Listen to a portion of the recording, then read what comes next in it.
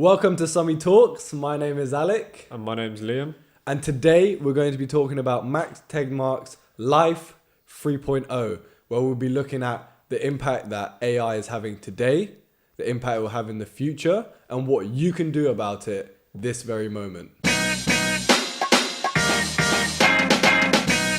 morning, ladies and gentlemen.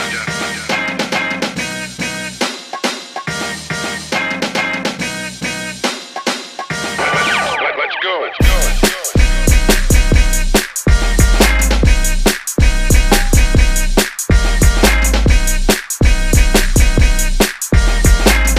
Okay, so Life 3.0 by Max Tegmark is very interesting because Max Tegmark, by profession, is a fundamental physicist. So kind of by nature, he just breaks everything down to its most component parts. And it's quite interesting how he's done this with intelligence in the discussion for artificial intelligence. So we'd like to start off by just kind of going over his definition of intelligence.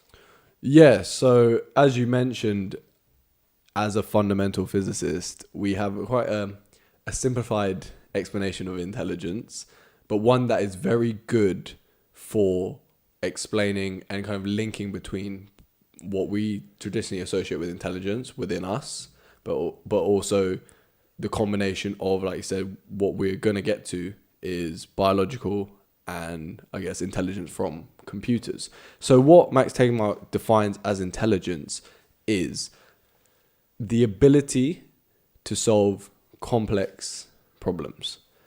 And the reason I think he chose the word complex is it's a very broad concept, but it's important, as I said, to link between what we may traditionally think as intelligence, which is strictly like a high level of intelligence, which is strictly biological, and I guess progress on that idea when we're talking about now, where computers could rival and eventually surpass humans in terms of intelligence, and that's solving complex problems. Yeah, it's quite interesting because essentially, for example, for a human to compute something such as, timesing 826,000 by 9,020,067, that would seem incredibly complex. But a machine can do that very easily. However, something like facial recognition, like I recognize your face. Yeah. I recognize all my friends' faces. I'm glad. Exactly. But that is actually an incredibly difficult task for a computer. Yeah. So it is, again, coming to terms with this notion of complexity, what it means going forward. And I guess what defines humans at the moment is our ability to do a lot of different complex tasks. Like we can perform many, like we're not just a calculator. We can do many different things. Yeah. So to touch on a few points like you've mentioned there, one thing as humans, like we have broad intelligence. So up until, I would say still now, computers have a very narrow range of intelligence. And what that means is computers are very good at doing specific things. So like, as you mentioned, doing a calculation, a complex calculation at that. A computer can do that very well, better than a human, but it can only do that.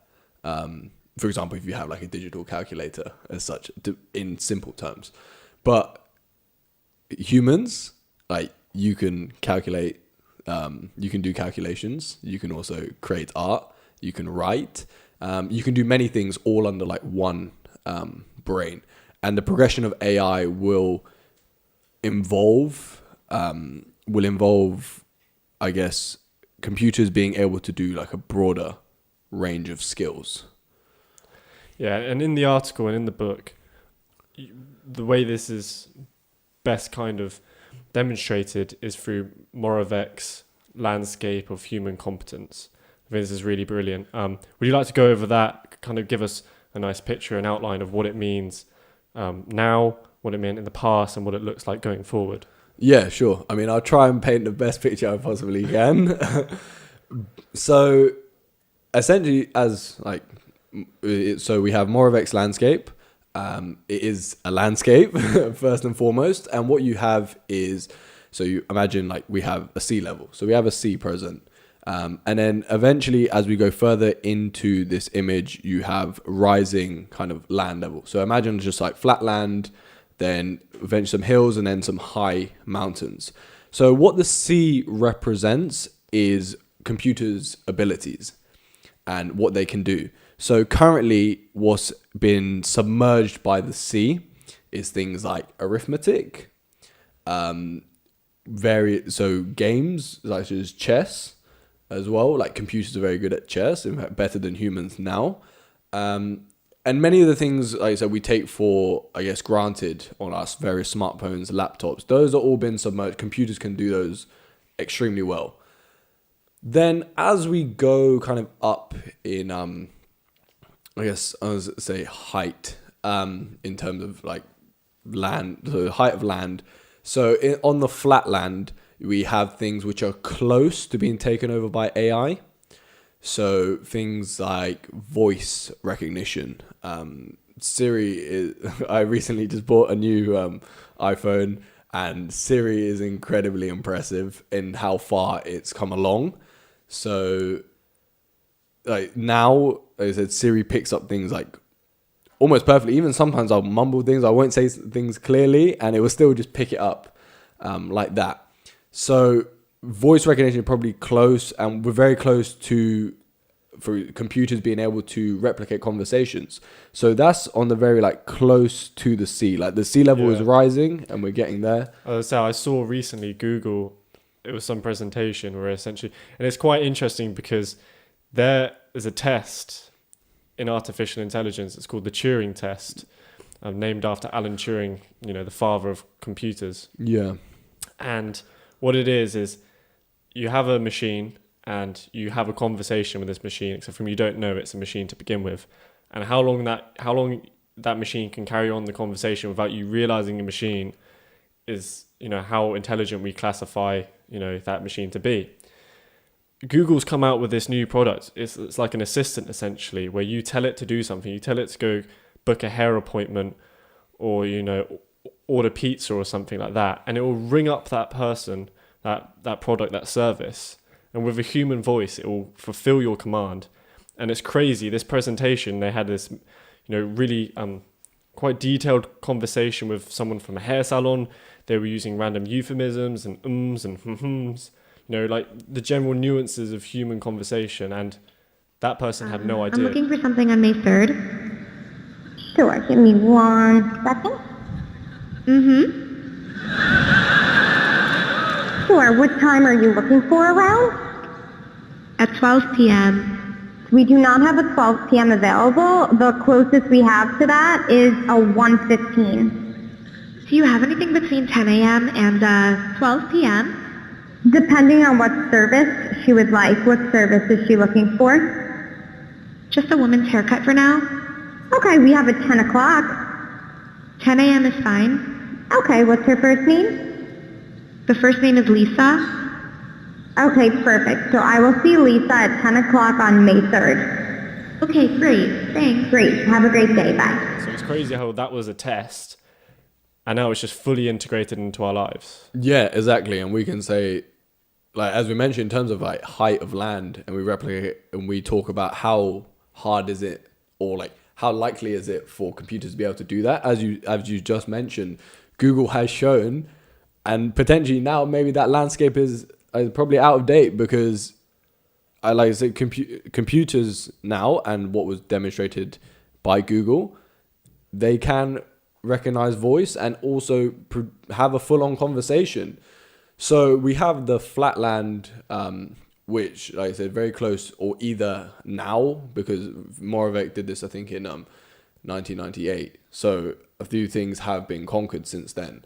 So we have the flatland, and we obviously move up in sort of height towards the hills, the mountains, and it's important to consider what are on the mountaintops, because these are things that AI or computers will have a large difficulty in being able to do.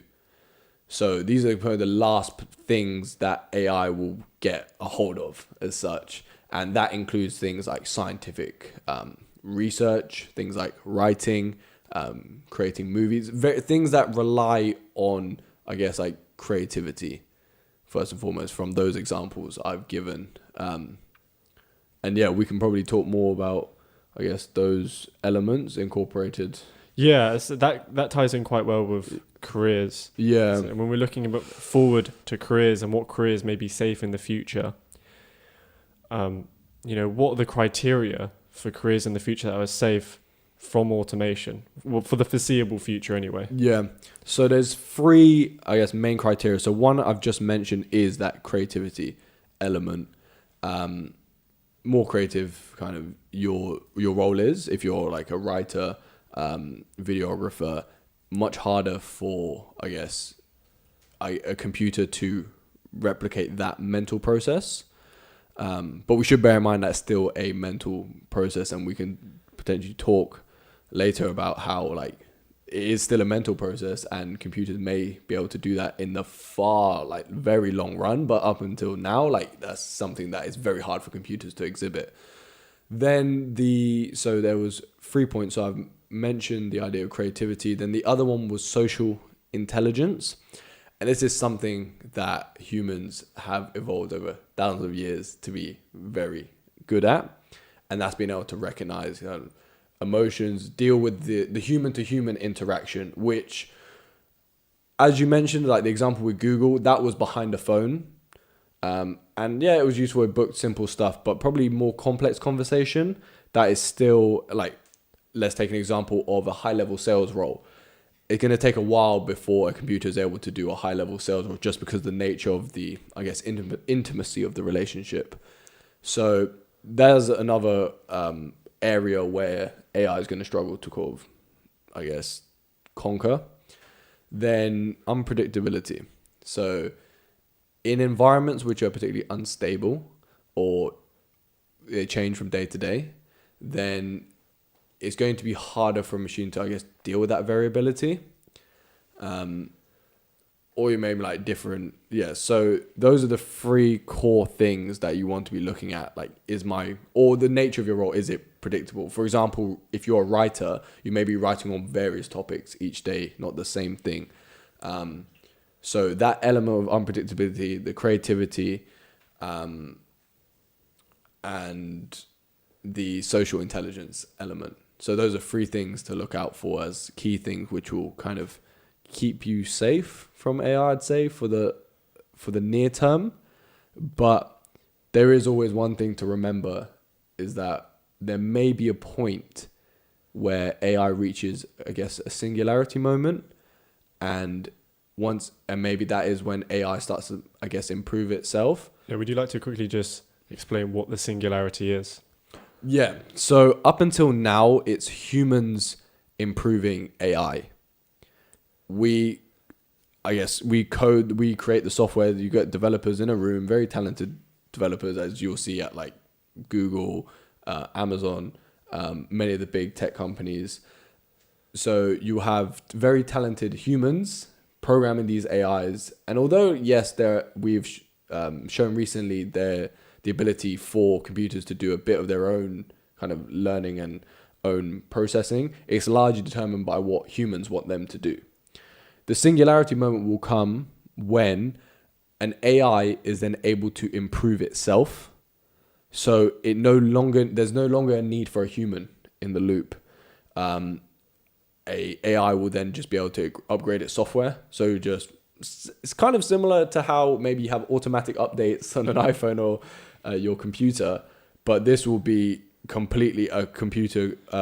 Any device could then completely restructure its like operating system, build it from the ground up. Then another important thing is hardware. So imagine imagine a new iPhone release, and instead of you going to the shop and buying a new iPhone, the iPhone reconstructs itself to the new iPhone, like kind of, and we're talking about going as deep as like reconstructing like from the atoms down, and that is possible. And as we haven't mentioned, but one thing that's key with Max Tegmark is that he's a physicist, and he's really bringing on this idea that the only limits are physics themselves.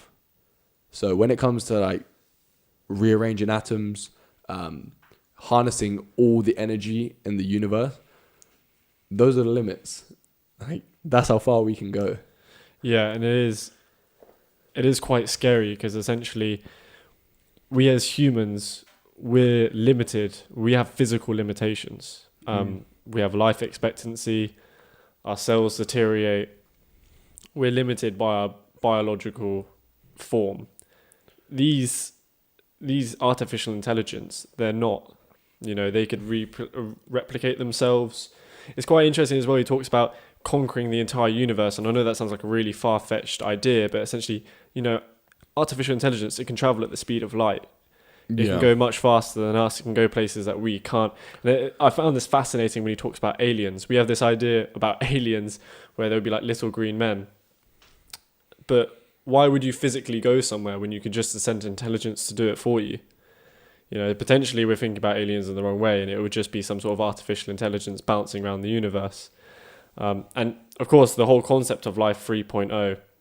Also, you have life 1.0, which is can't update the software, can't update the hardware, like bacteria, just replicates itself.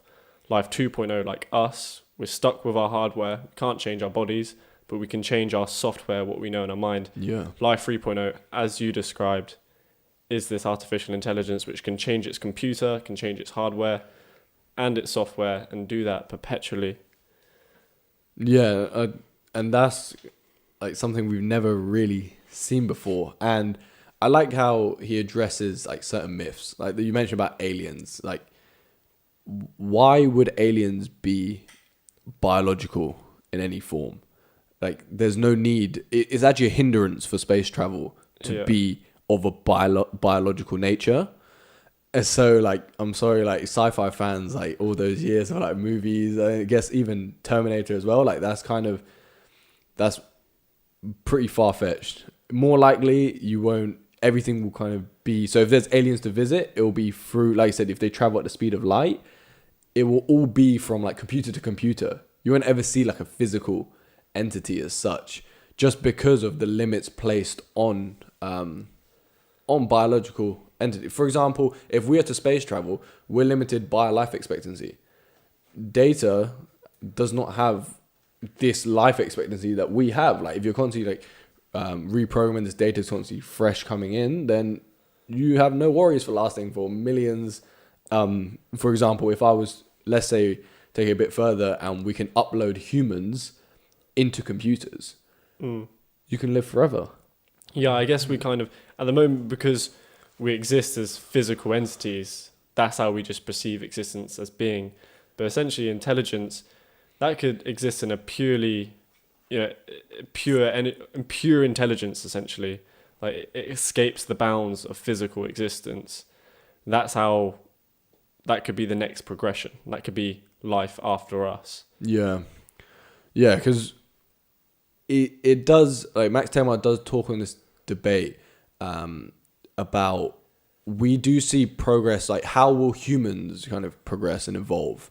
And one common thing that's come up is cyborgs. So we will augment ourselves physically.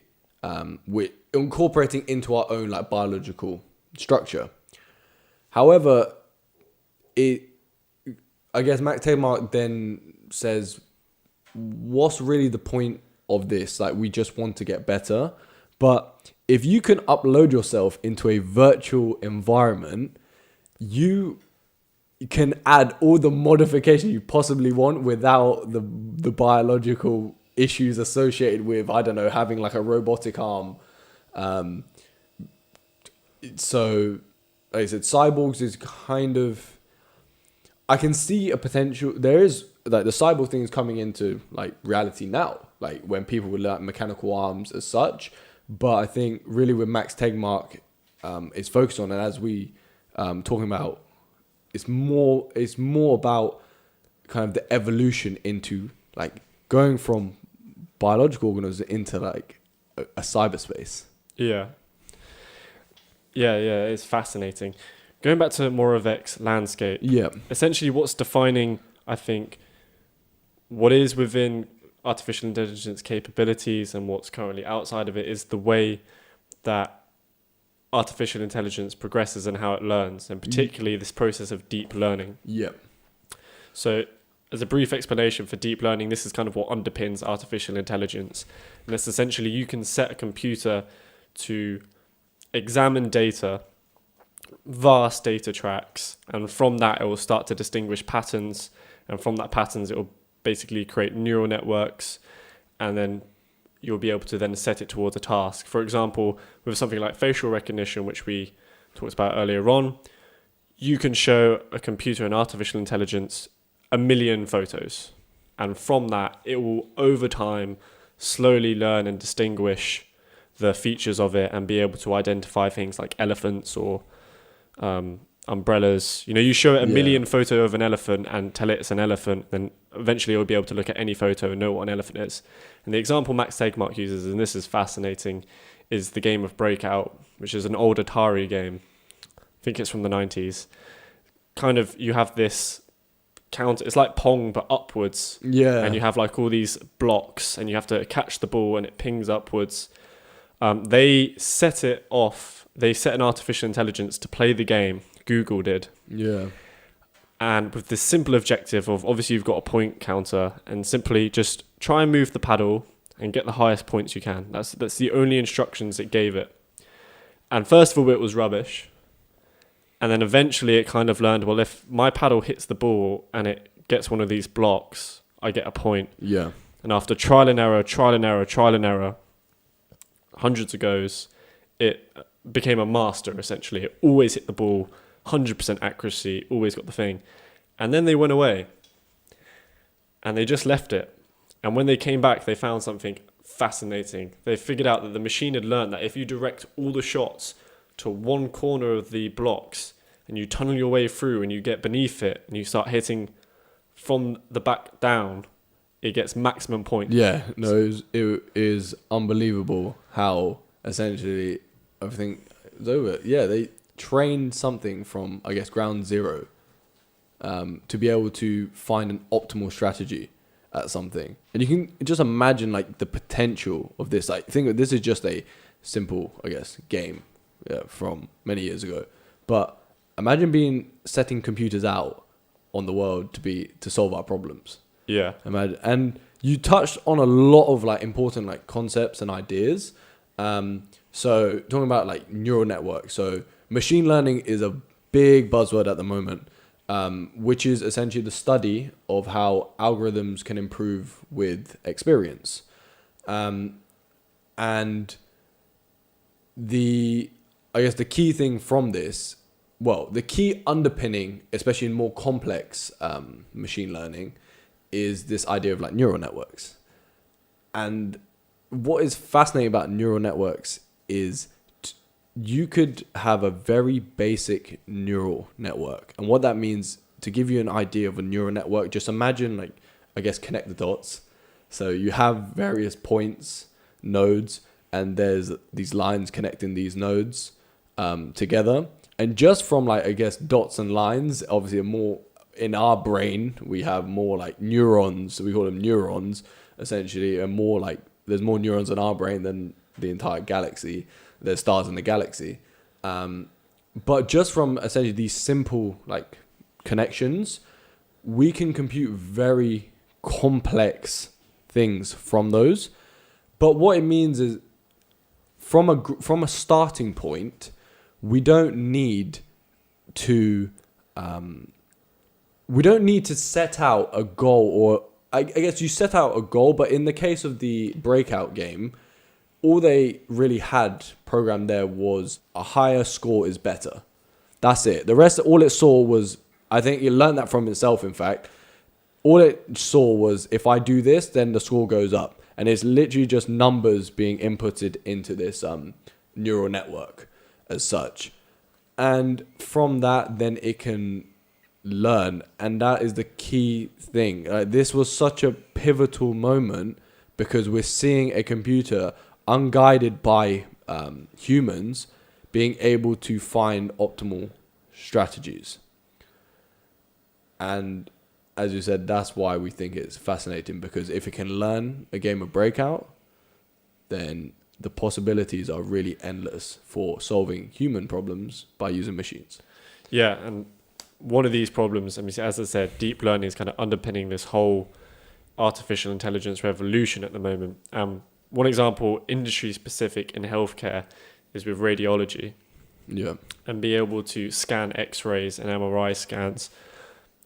And they programmed one to essentially detect cancers. They showed them 1 million X-rays and told them the ones that this is cancer, this one has cancer, this one has cancer. And then it, as I said, through these fast data tracks, then set off, it says, discover, now we'll give you ones and we won't tell you what's on them. And you'll have to detect which ones have cancer and which ones don't. And already they're performing at a level similar to the world's best radiologists. And this is fascinating because I think it's something like 90% of our radiology departments throughout the NHS are severely understaffed. So essentially what you could have is a machine which can examine far more images, and then if it flags anything up, it will then refer it to a human, and that human will then double check it, and that could save us a tremendous amount of money and manpower in the healthcare industry and potentially save people's lives. That's just one example. Would you like to go further in?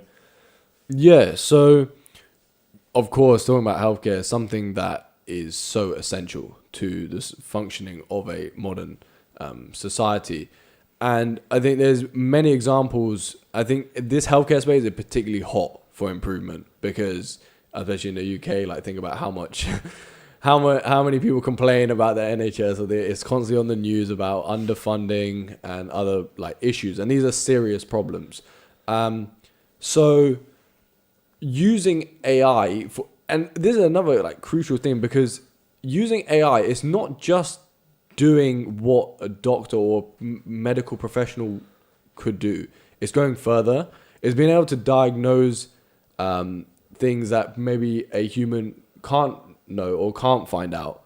Companies such as 23andMe use, for example, take your DNA and then they apply, I guess, statistical techniques, machine learning, as we've discussed, to, I guess, tell you more about like what your DNA means if you're susceptible to certain like ailments, diseases, problems, or even just certain things that may be beneficial to you, and where your origins are from as well. So taking this information, we can be much more targeted with medical treatment. And as you mentioned, where only serious cases get to see like a human, that's particularly important because I feel there's a lot of debate and I guess issues currently existing with the medical system is that you may not have a serious ailment, but you're still going to take a certain amount of time away from a medical professional. With this system in place, machines can do most of the groundwork at an early stage, and we'll have the medical professionals dealing with only severe cases that they need to be attending to.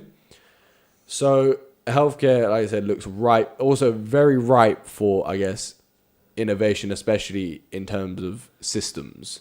I don't think like NHS is really up there in terms of the novelty and innovation of someone like Google or Facebook, but with these new technologies, it's kind of bringing the tech to like sort of old or like government institutions such as the NHS, and I think that's a brilliant move.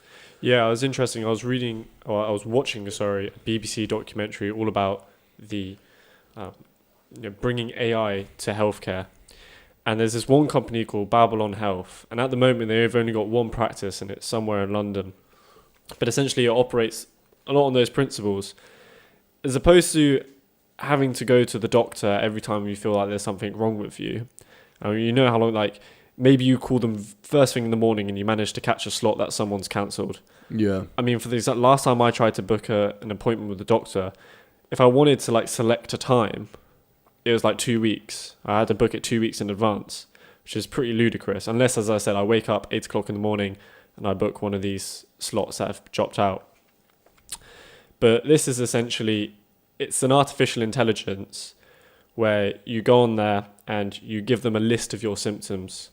So if you've got a headache, yes, then it goes down, and then okay, but do you feel pressure in your right arm or something? And then it goes down. You answer enough questions and it then draws in and closes in on your particular illness. And then from that, you can then, if they feel it's appropriate, refer you to a human, or write you a prescription, and it basically streamlines the entire process. And I think the one example they used was a man basically woke up or something happened and one half of his face had sunk like a stroke. And obviously this guy is freaking out, as you can imagine. So first thing he does, he quickly goes onto this app, this Babylon Healthcare app, and lists out all of his symptoms. And then from that, it basically told him, no, you don't have a stroke. It's essentially some sort of muscle spasm. It produces effect on the face that looks like a stroke. And that was figured out within about 20 minutes. From 20 minutes from realizing he had the problem, so then basically knowing what his actual condition was. And you can imagine the fear in that guy, you know what I mean? Like, thinks he has a stroke. Even if he went to A&E, that could be like, you know, maybe hours, you know, until he finds time. And interesting about this Babylon company is they're currently doing work in Rwanda. The Rwanda Health Ministry is basically letting them test out their service. And obviously, that's a place where people don't get to see doctors often. Yeah, it's proving incredibly effective. So it's exciting times for the application of AI in places like health. In one way, like democratizing or like sharing the benefits of healthcare across the world. So it's in, like you said, if Rwanda doesn't have a particularly good healthcare infrastructure, well, with technology, then it can benefit from the best doctors in the world, just like any other sort of modern, more developed economy. And like you said, talking about like Babylon Health in particular, but we can already see, like, if that's what it's at now, how that can further improve. So when we talk about facial recognition, like if you scan this face in and then automatically it's taking in information about, okay, his face is sunk in this particular way, and so potentially a doctor or an AI can just see that automatically. Again, it helps them like with time, instead of like wasting time, I guess, answering questions. You can send specific information will be sent across without having to do that within a matter of like minutes or seconds. Another, I guess, example there would be, as we mentioned, 23andMe, like it giving them like DNA information automatically. You say, oh, this person is more susceptible to these problems. Then you'd also something that's, I think, quite neat as well, that's been incorporated into things like the iPhone and other smartphones, is like keeping health data on your smartphone. So, and that will only improve. But imagine having, I guess, like health, like monitoring equipment. And we're getting towards that. Like if people have a heart rate monitor, but as these things progress, imagine all like your vital systems being monitored at all times, and then any early indications or warnings can be given to you, but also to the relevant like medical professionals or medical bodies. So we have, because I feel there is one crucial thing is like when, let's say you have a stroke, time is crucial then. And AI will really be able to, I guess, see the little clues more than any human of when, okay, this person is transitioning towards a stroke, and getting in the help in early.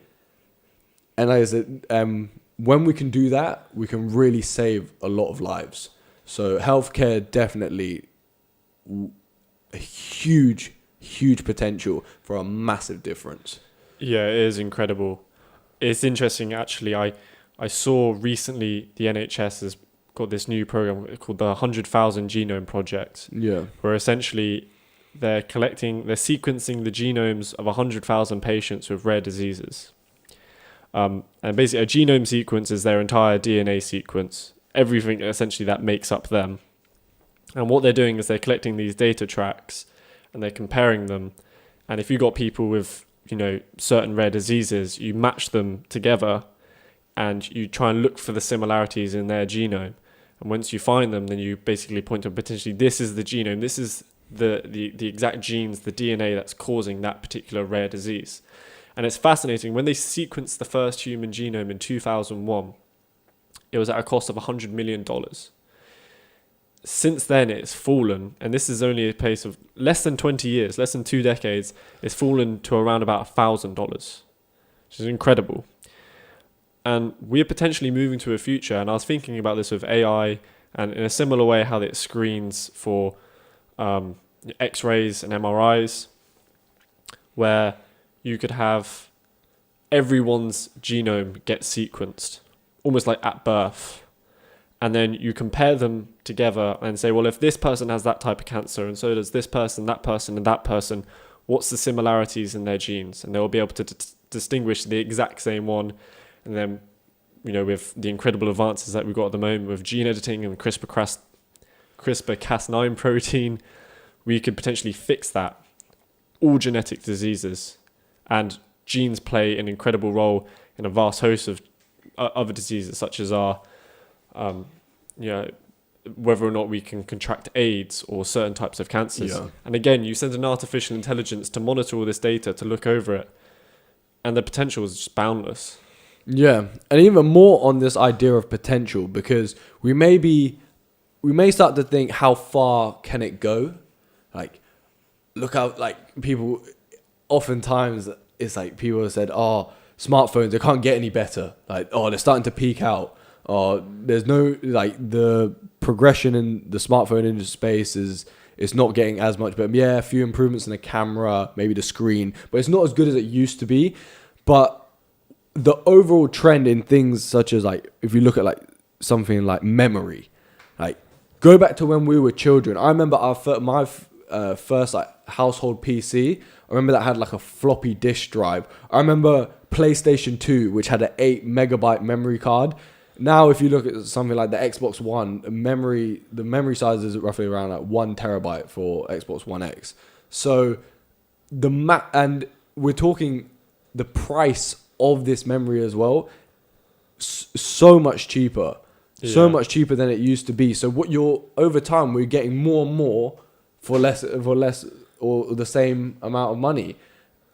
And as you've seen throughout your lifetime, how far technology has improved, and as it's continued to increase exponentially, we are very far away from our potential. Yeah. And I think there were estimates looking at, if we, I guess, some basic kind of like basic equation, famous one by Einstein. So E equals mc squared. And there's been papers published on this idea that we are essentially limited in computational power just simply by the energy that's in the universe. Yeah. And if you put that as the limit, then we're probably, I think it was a scale of, I guess, 10 to the power of like 34 away from like maximum computational power. As in thinking power. As in general, just, yeah, so like thinking about, but just computational, like raw, just, so to imagine like, and that's the limit that these machines can go to, essentially. That's how far off we are from it. We are, yeah, like I said, we're very far off the limit. That's one limit, but that's just an estimate. But imagine, even today, I could say like, oh, imagine if your laptop was 100 times more powerful. Imagine your smartphone was 100 times more powerful. Even just 100 times, 10 to the power of 2. We're talking 10 to the power of 34. We are so far away from what we think is the limit.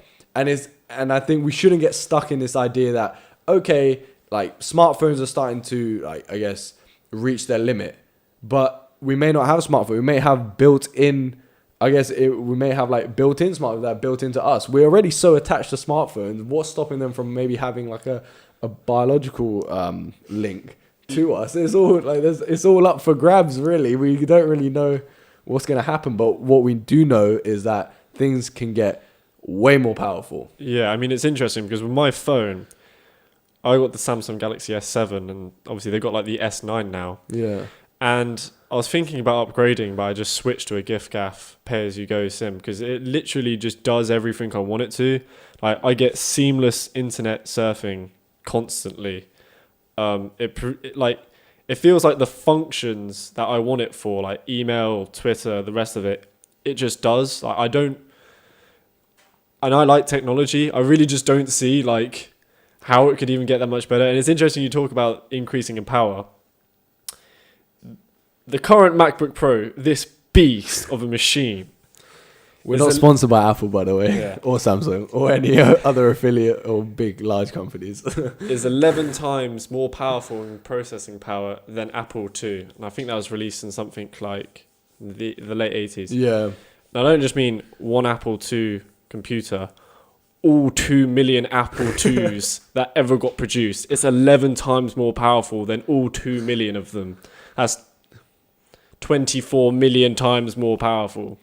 Yeah, and It's obscene. That's literally all we have to look at is just like go 10 years back and think about what sort of technology you were dealing with, and now think it's going to get faster.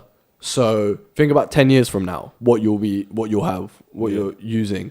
And yeah, that's when my mind really opened up to just like the possibilities are truly endless. And I guess dealing with this new wave of change is going to affect us in many ways, including like how we live our lives.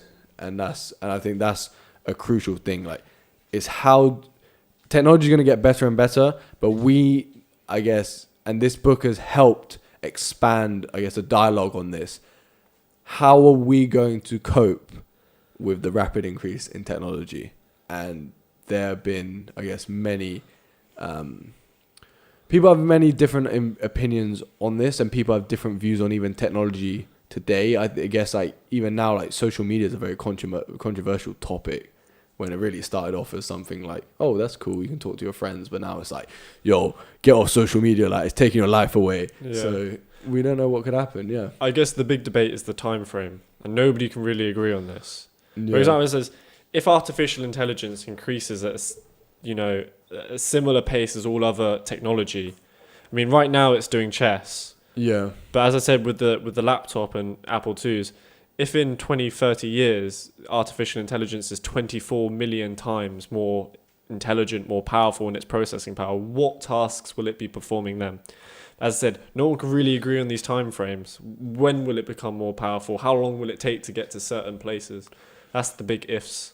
Yeah, no one really knows, but I'd say we're talking about like landmarks, I guess, in AI, major breakthroughs. And one thing was, I guess, the game of Go. AlphaGo, created by Google DeepMind unit, again, similar to DeepMind produced the neural network and the system that learnt Breakout, but they also did AlphaGo. And you play Go on a 19 by 19 square. And this game, what's really interesting about a computer or AI being able to play Go is that it's traditionally looked at a game which requires a lot of intuition, creativity. So essentially, it's a board game, isn't it? Yeah. It's a board game with 19 by 19 squares, and you have these little dots. Yeah, little stones, like black and white stones. And because the amount of, I think... There are more potential possibilities of where you put your stones than there are atoms in the universe. So essentially, a computer can't calculate every single potential Go there is. It can't do it. So that's why there's this kind of idea that to play the game, they just require some sort of spark of intuition, some sort of creativity. Yeah, and AlphaGo was able to beat, I think, one of the best Go players probably of the last like 50 years, Lee Sedol. And then eventually, after beating him, I think it beat the 20 top Go players in the world, without losing. Yeah. And that shows now is like, and I think one point to highlight is how it was able to think, and we talk about how to use AI for strategy, and what this did was, what was crucial in that game was that players usually play on the third and fourth lines on this board. You play on the third line for short-term territory gain towards the edges of the board, and you play on the fourth line for long-term gain towards the middle. You essentially just want to cover as much territory as possible. Really, that's the aim of the game. And I think in one move, the AI, so AlphaGo, placed one of the stones on a fifth line. And this wasn't seen, this had never been really seen before. And Go has been played for many hundreds of years. It's a traditional game in China. It's almost what they've got, like maths, arts, English, and then Go. It's like, it's one of them form of arts. Yeah, it's seen as one of the big disciplines in their society. A big discipline in China. And in fact, this game was watched by 300 million people, I think, in China alone. And the one thing, so it placed a stone on the fifth line, And you can see this move was just seen as like what's it doing? And in fact, Lee Sedol in fact got out of his chair and left the room for a bit because he just didn't know what was going on. He had needed time to think. And eventually, at first, it's kind of like, why did the AI do this? Like, there wasn't anything at the time. Lee Sedol clearly didn't really see why the AI had done this. But then eventually, I think it was like many moves later, the territories linked up across the board to this fifth point. And it literally depended on that one move that the AI was able to win the game. So the AI was able to think much further ahead in terms of long-term strategy. But we're not talking further ahead in terms of chess, where you can calculate the moves. There's no way of calculating the potential moves. So somehow the AI was able to sense. And this is the really crazy thing. Like, how did it sense, or how did it know to put a stone on the fifth line at that particular move? Yeah, it's scary because essentially, to the AI, it was all just numbers.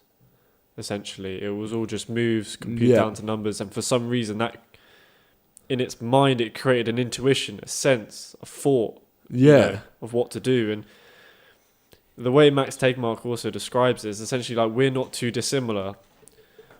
All of our information that comes through our senses is like a form of data, and yet we conjure up these very complex thoughts, and that's just a computation. And clearly computers are moving in that direction. And yeah, it really is redefining the parameters of intelligence, what is possible, what's not possible. And we've spoken about healthcare, but let's talk about some of the other industries. And let's kick off with finance. What can artificial intelligence do in terms of the realm of finance?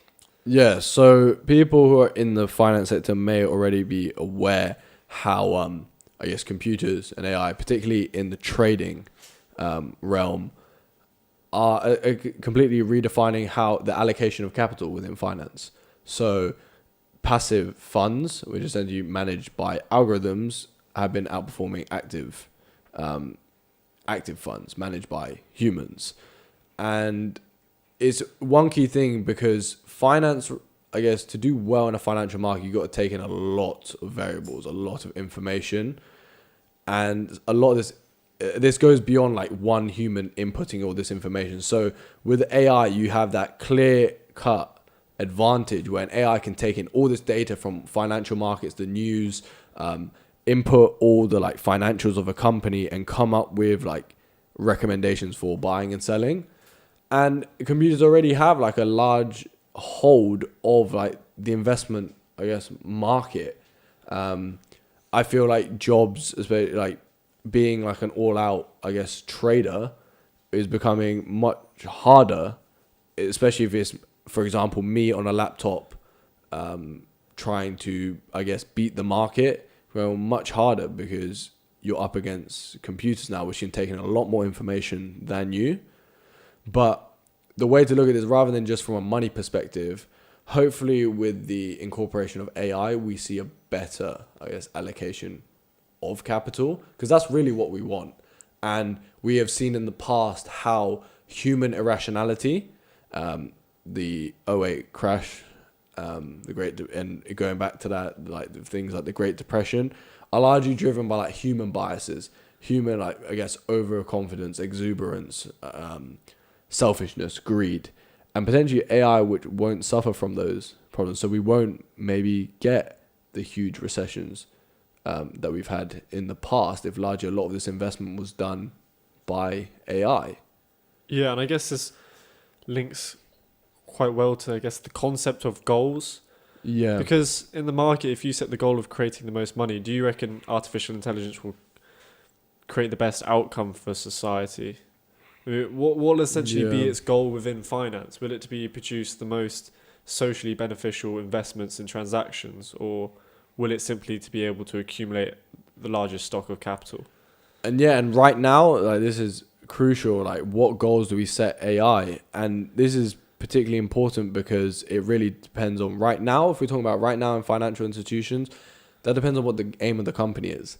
Yeah. And nearly all like financial firms, the aim is to make a profit. Yeah. So we're going to see the use of AI to essentially make larger profits, but at what expense?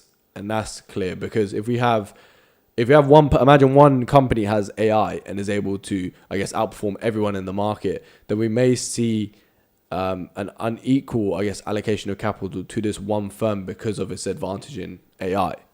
But if we see I guess, scenario where multiple financial institutions have AI, then maybe the effects will be balanced out. But it is, I guess, important to see what is programmed from initial or what these aim to do. But as you mentioned in Breakout, the only thing that Breakout kind of recognized was it needs to maximize the score. Yeah. And in the same way now, AI, the score for AI in this case might be profit or money made. And if you got something like that, then I don't know if that is particularly a sustainable strategy. You may have to see. But I think it is, if these things get more powerful, and then I think corporate social responsibility does have to come into that. Yeah, because like in the game of Breakout, it'll think of ways to accumulate capital. Yeah. Which we didn't even know were possible. And it could just create the most tremendous, obscene inequalities we've ever seen. Yeah. AI is just dedicated to sucking up capital. Yeah. And broader, that falls into like the broader line of what's happening with, I guess, inequality for us individuals, rather than taking this outside like the broader financial picture. Over time, I guess since the mid 1970s in the US and similarly in the UK, inequality has worsened. It is frightening. And I was watching this other documentary, watch a lot of documentaries. It was about the secrets of Silicon Valley, and there's this guy who used to work for Facebook, and he literally now lives in the forest, and he has a load of guns, and he's got his own little fort, and he is, from what he's seen while his time working at Facebook, working within Silicon Valley, he is adamant that a civil war is approaching, and essentially very soon artificial intelligence is going to get to a point where tens of millions of jobs are instantly going to become automated. You're looking at every truck driver, every person operating a bus, a plane, people in, not plane maybe, but trains. Well, planes are pretty much automated half the time. I think people just want human pilots in there just for closure. People working within warehouses. I think it was Jeremy Rifkin who said we only have 2 generations of unskilled labour left. And you think about in the US, especially, those kind of people who aren't in skilled labour are also the same people who tend to own a lot of guns. And all of a sudden, Mark Zuckerberg is coming and telling you you're not employed anymore. Like, it's going to be civil war. I mean, that may be the extreme scenario, but clearly that Liam's guy called it. It's going to be civil war, guys. Trust me. I mean, but that guy was in Silicon Valley, and that's what he thought. So, I mean, he could be just a nutter, but yeah. The point you're making is particularly important for, I guess, when people want to choose careers. yeah, Because I think one thing is to, as I said, not descend into a civil war, is for people to find roles which I guess less likely to be automated as such.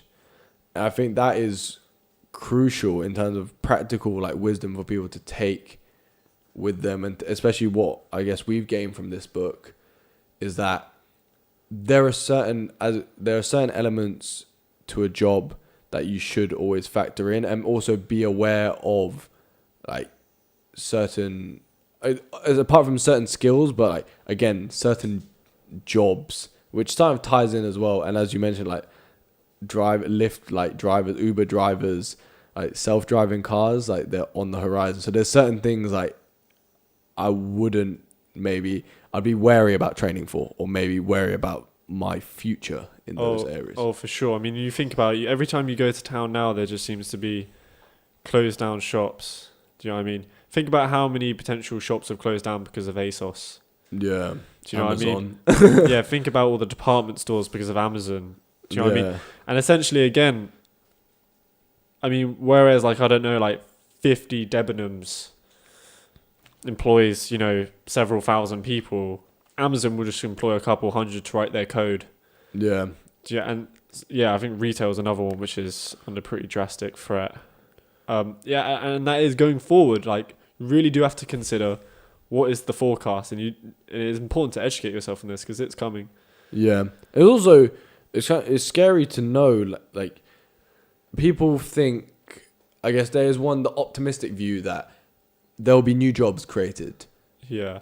As technology's improved, there's been new things created. Like, who would have thought that 100 years ago you'd be like a website designer? Yeah, yeah. Like that, it was way beyond, I guess, your time then. But one thing that's interesting is that today the most popular jobs are still the same jobs that were the most popular, I guess, or still around 100 years ago.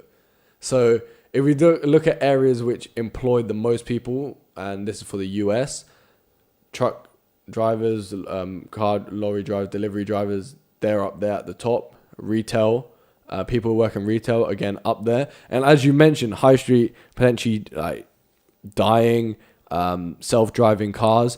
These are massive. They employ so many people. And it takes, and I think for the US, it takes until you get to the 21st, the voc profession which hires the most people. It takes until 21 until you get to a profession which is new, which is software development. But everything above that, a lot of them, so as we mentioned, retail, drivers, those are some of the largest. And as we've seen, they're being squeezed very tightly. And I think the number one, I guess, profession in the US is a manager. But although you can say, oh, that's a very people-based thing, look at Deliveroo, look at Uber. They're managed by algorithms.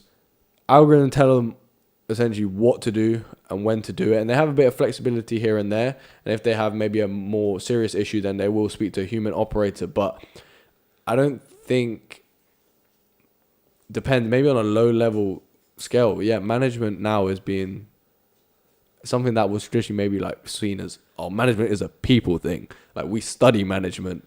Like, it's a human, like, kind of science to this. And now we have, I guess, computers doing that. So it is something to be very aware of. And also, this will probably be like a gradual transition. But what instability would that create then if you have these major vocations, major professions saying, like, or being like humans can no longer do these things? Yeah, and that's my beef at the moment. I look at the news, and in my opinion, I guess it's talking about issues I don't feel like carry as much weight as some other things, particularly AI and automation. I mean, 90% of the news now is taken up by Brexit. Don't get me wrong, it's a serious issue which we need to examine carefully. But like this, I don't know if I'm being too dramatic in saying, like, there are tens of millions of jobs on the line within a couple of decades that we even need to find new jobs, or, you know, we're going to have to roll out some sort of form of universal credit because these jobs just won't exist. Yeah, and there is, again, the question of what happens when AI takes over the jobs. And universal credit, I guess, has been put out there. Universal basic income is this idea. Yeah. My bad. Universal. Big up the UC. Yeah. Universal basic income, which would suggest that, which would give everyone, I guess, the ability to have a good standard of living without having to work. And we cover a lot of books on, so I mean, a lot of those are to do with, I guess, positive, like, psychology and how to, I guess, find satisfaction from things aside from, I guess, money and work. But that really comes down to building on things like having a greater sense of purpose, other things like respect, having a social network of friends and family. And all these things can be attained without having a job. So I think we're going to have to be mentally prepared more than we are maybe now in the general populace for potentially going through life maybe without a job. Yeah. But it does open options up. If money is not a concern, and you're not working, then maybe it'd be interesting to see maybe like an explosion in the creative fields, or people really doing what they want to do, and that could lead to a lot of progression, human wise, in something sort of like reminiscent of what it's called. I think the phrase is called like a digital Athens. Yeah, this is Eric Brian Jolfson. Yeah. Hope I said that right. Yeah. So this concept is based on the ancient Greeks, and Eric Brian Jolfson said the reason why like the Greeks had such a high standard of living, things like democracy, seemed to be so like advanced for their time, is because they used slaves to do all the menial work, so they could like think about like become great like philosophers. So that is important, because if we have AI doing all like the menial tasks, the jobs, then maybe we can indulge in, I guess, the finer things in life, or find purpose in many different things that we are probably more inclined to do. But it does bring in the question and this idea of like mental resilience and stability. Yeah, I guess the interesting concept here is, if there comes a point where essentially there is no work that humans are better than artificial intelligence is at, then we're just going to have to find purpose beyond work, or just that doesn't involve work, which is a hard concept to grasp, essentially. Most of us find our purpose. We want to accomplish some kind of goal. We want to make the world better. We want to defeat some kind of task. We may be running out of tasks that we can actually tackle. Yeah. And the problem is that when, for example, it's hard to tell, but what happens when the problems are, maybe the problems we want to solve then get solved by AI. So then what type of problems do we solve? And maybe we just have to solve like menial, maybe. It's hard to tell, because it really depends on the extent of AI. But I do think up until the point of where AI, I guess, reaches that singularity moment, it's going to be very interesting to watch how maybe humans interact with more advanced like computational power and AI to, I guess, solve these big problems. And that's been something we have discussed throughout this talk here, is not just like we talked about the potential of AI, and yes, there's maybe an issue with AI taking over, but also as AI and computers improve, then the potential of like human computer collaboration and our abilities to use computers could lead to a huge expansion in our progress and development. Yeah, so I guess essentially we're at a crossroads. Yeah. Right now, we're on the cusp of this artificial intelligent revolution. On one road, there is essentially like this intelligence, this technology will be owned by a select few, your big companies that can afford to collect these huge data tracks, and they'll use it to their ends. And potentially a lot of humans will become, basically, they'll just be pushed to the sideline. Yeah. They'll be incapable of performing something. You'll have a technological elite. Or we could move towards a future where we're all augmented by this artificial intelligence. We strive to find new purpose in life. We strive to further our own capabilities. I think that was how Max kind of ended the book. And I guess we should all be conscious of this crossroads, because... Yeah, like the potential, the wide range of like possible scenarios is vast. You have on one end you have like our own human extinction. So probably we don't get to the point of having advanced AI because we wipe each other out, or we have maybe like an AI which controls everything, like a totalitarian state, or some dystopia future where everything is just dreadful. We're ruled by this AI. Probably AI will just wipe us out because they don't need us. So we have that on one end. Then we also have this like libertarian utopia where all possible like, I guess, wishes, pleasures are available. People are able to, I guess, maximize their like satisfaction. I guess the principal aim of like utilitarianism, like that belief, is really to maximize pleasure, minimize suffering. We can achieve something like that through AI. But yeah, as you said, Max Tegmark concludes this book with, I guess, a reminder of the importance of this conversation, but also how we all play a part in its regulation and like development. Yeah. And it's cool for everyone to get involved in the conversation and to be aware of what's going on.